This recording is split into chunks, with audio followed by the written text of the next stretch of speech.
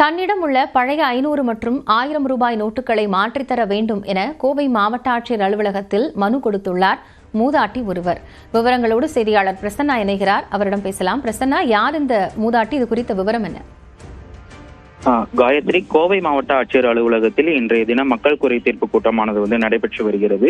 இந்நிலையில் சிங்காநல்லூர் பகுதியை சேர்ந்த 29 வயதான தங்கமணி என்ற மூதாட்டி பழைய 500 மற்றும் 1000 ரூபாய் நோட்டுகளை மாற்றித்தர வேண்டும் என்று ஒரு மனுவை அளித்துள்ளார். இவரிடம் சுமார் 15,000 ரூபாய் பழைய 500 மற்றும் 1000 ரூபாய் நோட்டுகள் இருக்கிறது.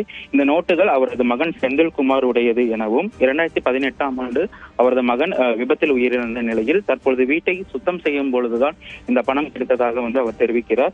இது சம்பந்தமாக 3-4 முறை கோவை மாவட்ட ஆட்சியரிடம் மனு அளித்த பொழுதிலும் தற்பொழுது வரை எந்த ஒரு நடவடிக்கையும் எடுக்கப்படவில்லை எனவும் இதனை உடனடியாக மாற்றித்தர வேண்டும், இல்லை என்றால் என்னுடைய உயிரை கூட மாய்த்துக் கொள்வேன் என்று அந்த மூதாட்டி தெரிவித்திருக்கிறார்.